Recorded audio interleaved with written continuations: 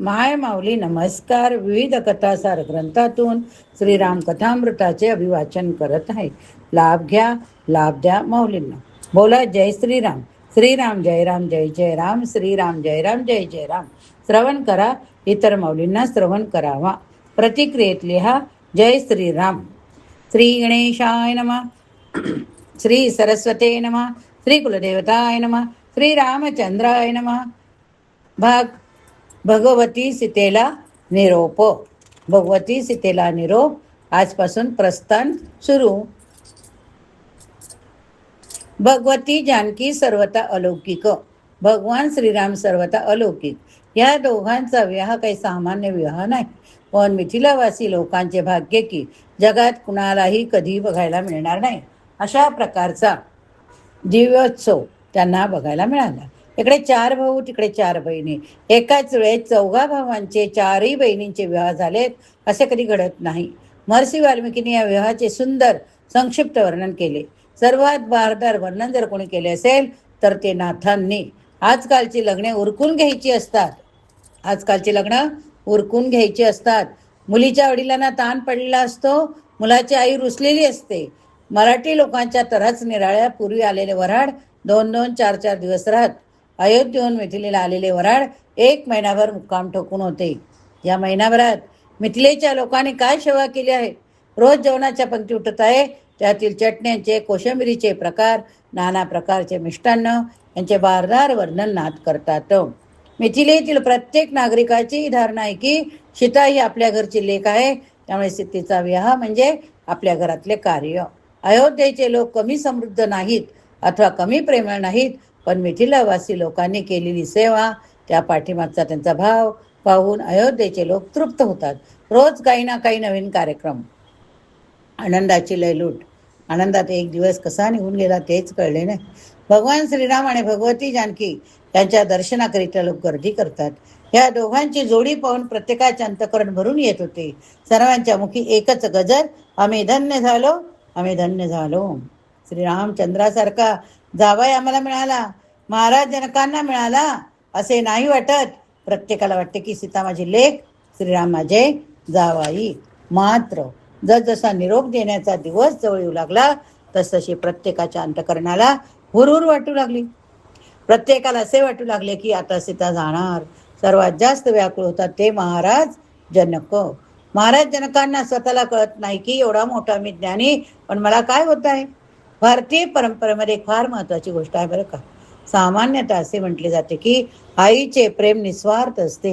ही गोष्ट सत्य, पण एक गोष्ट लक्षात घ्या की आईच्या प्रेमाच्या 7व्या पडद्याआड कुठं तरी एक भावना असते की म्हातारपणी हाच मुलगा सेवा करणार आहे. म्हणजे मातेला निदान त्या मुलाकडून कधीतरी सेवेची अपेक्षा असते. याचा अर्थ आई स्वार्थी असते असे म्हणायचे नाही. आई निस्वार्थच असते, पण त्या निस्वार्थातही कुठेतरी थोडासा स्वार्थ येऊन जातो. पण या जगात एक प्रेम असं आहे की ज्यामध्ये लेश मात्र स्वार्थ नसत नाही. ते प्रेम पित्याचे. कन्यावर असलेले प्रेम. वडिलांना मुलगी आवडते, ते मुलीवर अत्यंत प्रेम करतात. खरे तर मुलीचे जास्त लाड वडीलच करीत असतात. आईसारखी ओरडत असते की तुम्ही तिला डोक्यावर बसवलं. बाप बिचारा ऐकून घेत असतो. पित्याचे मुलीबद्दल जे प्रेम, त्यामध्ये स्वार्थाचा लेश नाही. पित्याला मुलाकडून थोडा स्वार्थ असतो. मुलगा पैसे कमवायला लागला की वडिलांना थोडा आराम असतो. त्यामुळे वडिलांना मुलाकडून आर्थिक अपेक्षा आहे, सेवेची अपेक्षा आहे. मात्र वडिलांना मुलीकडून कसलीच अपेक्षा नाही. पूर्वीच्या काळी मुलीच्या घरी बाप जेवत सुद्धा नसे. मुलीच्या घरी पाणी देखील प्यायचे नाही हो.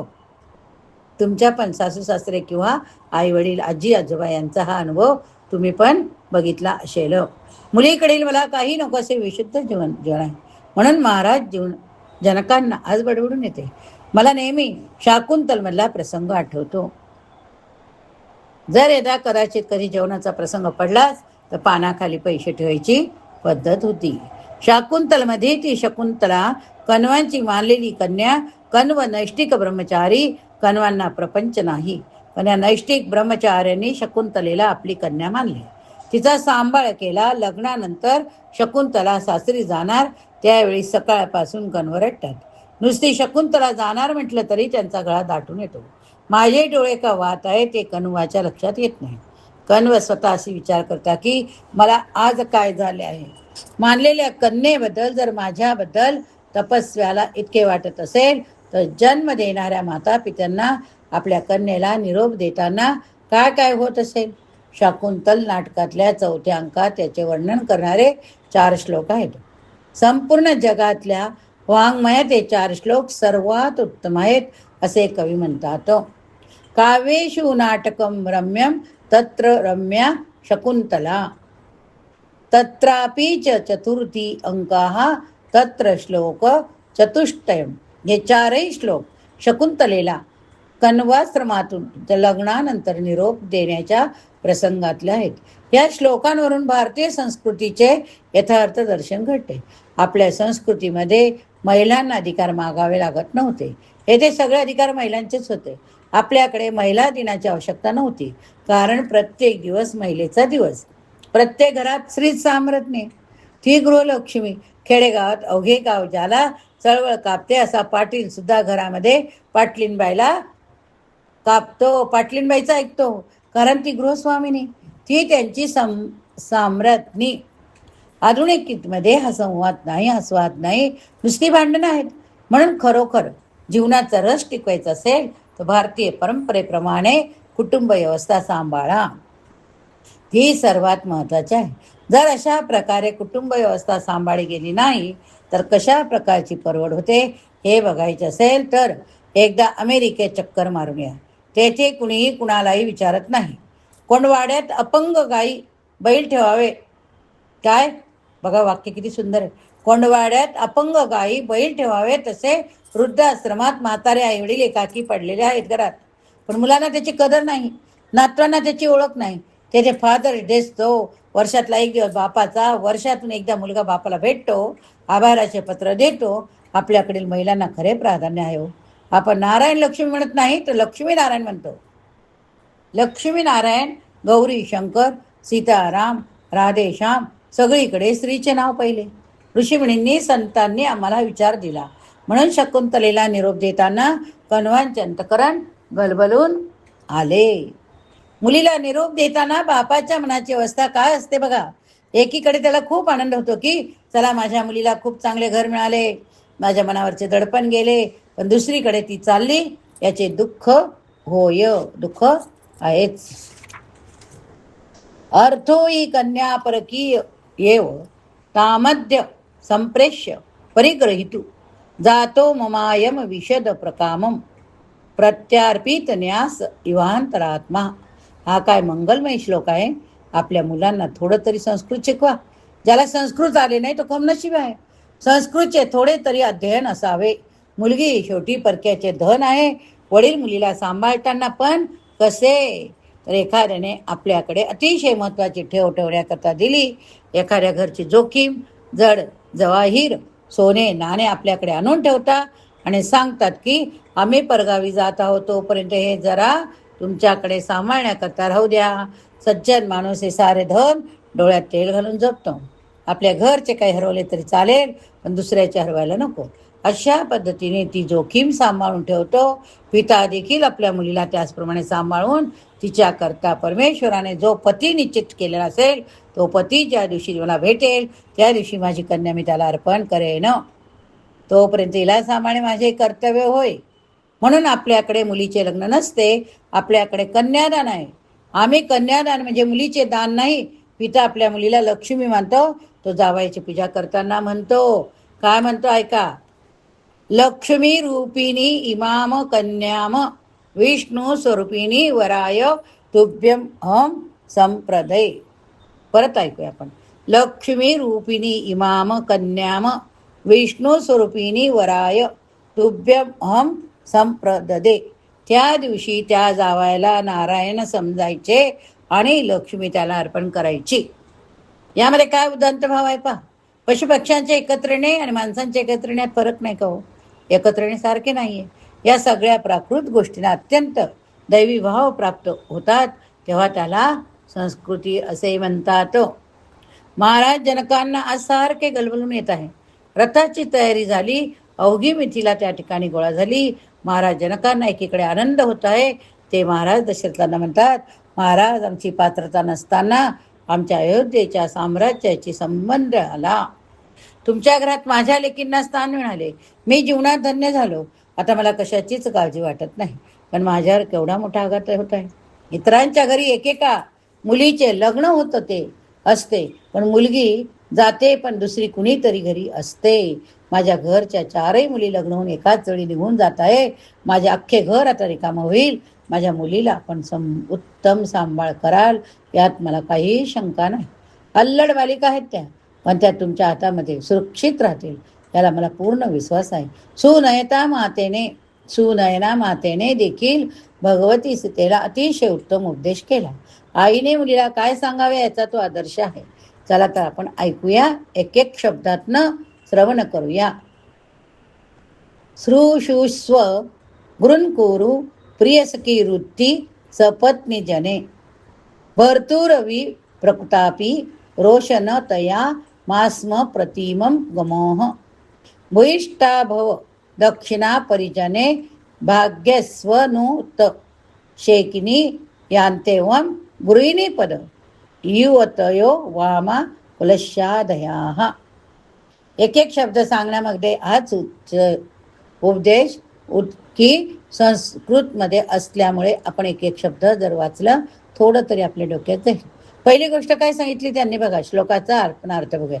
बाळा, घरातील सगळ्या मोठ्या लोकांची सेवा कर. हे नाही सांगितले की फक्त नवऱ्याची सेवा कर. काय? घरातल्या सगळ्या जणांची सेवा कर. स्त्री पतीची पत्नी असते, पण ती कुणाची तरी सून देखील असते. सासऱ्याची सासूची तिच्याकडून काय अपेक्षा असते. म्हणून सुनयना सीतेला घरच्या सगळ्या मोठ्या लोकांची सेवा करायला सांगते. आत्ताच्या आई मुलीला काय सांगते? गेल्यावर सगळे अकाउंट काढ, लवकर वेगळे हो. हे असले शिकवणे म्हणजे आपल्या मुलीचे जीवन दुःखी करणे आहे. मुलीला नुसते पैसे गोळा करायला शिकवण्यापेक्षा सगळ्यांवर प्रेम करायला, थोडे संयमाने राहायला, आपल्या मनावर नियंत्रण ठेवायला शिकवावे. वेदांमध्ये मंत्र येतात, साम्राज्ञी सुश्वरे भव.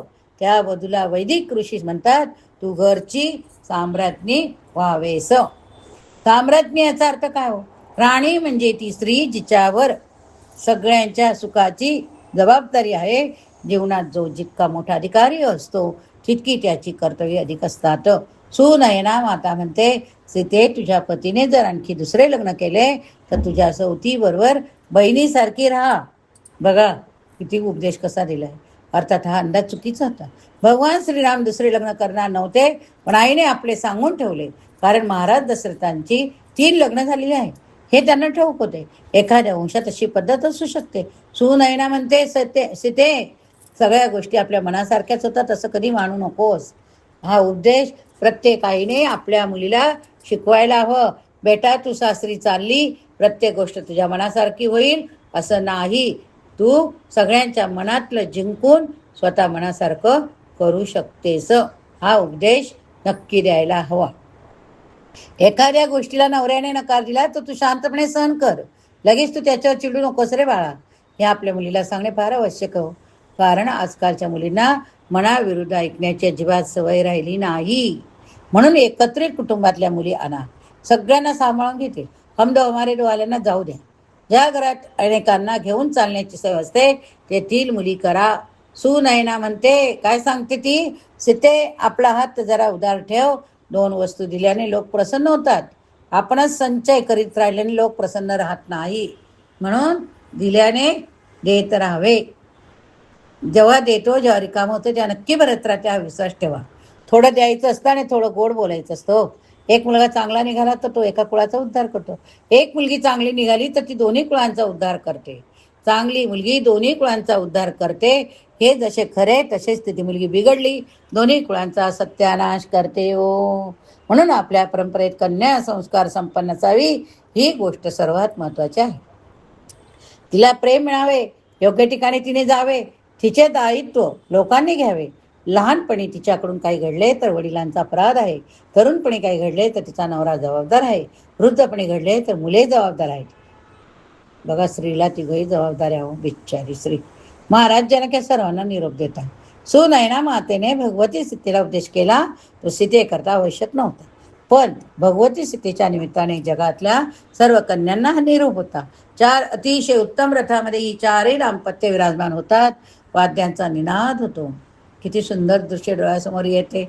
आपण त्याच्यात रममान झालो असे समजा. अतिशय उत्साहाने आलेले अयोध्येचे लोक तृप्त अंतकरणाने जेव्हा मिथिलावासी लोकांचा निरोप घेतात, तेव्हा मिथिलीचे लोक नुसता आशीर्वाद करीत आहेत. त्यांना असे वाटते की ही अयोध्येची मंडळी आपले सर्वस्व हिरावून नेत आहे. एकीहून एक श्रेष्ठ असलेल्या आमच्या 4ही राजकन्या अयोध्येचे लोक आज घेऊन चालले आहे. महिनाभर सेवा करताना अयोध्येचे लोक प्राणाहून प्रिय वाटत होते, पण आता मात्र मिथिलेच्या लोकांना वाटत होते की अयोध्येचे लोक आमचे लूट घेऊन चालले. त्या मुलीच्या प्रेमापोटी त्यांच्या मनात या भावना जागृत होता. मुलींना निरोप देण्याचा प्रसंग भारतीय परंपरेमध्ये आजही हृदय हेलकावून टाकणार आहे. लग्न समारंभ आनंदात आटोपतो. आता मुलगी सासरी जायला निघते. सगळ्या वडीलधाऱ्यांचे पाय पडते. आपल्यापेक्षा लहान असतील त्यांना गळेभेट घेते. ती मुलगी आपली बहीण किंवा मुलगी असण्याचे कारण नाही. ज्या ठिकाणी आपण प्रत्येक लग्नात उपस्थित असतो त्या ठिकाणी ह्या प्रसंगात प्रत्येकाच्या डोळ्यात पाणी येतच. प्रत्येकाच्या अंतःकरणात गलबलतं. डोळ्यात गंगायमना उभे राहतात.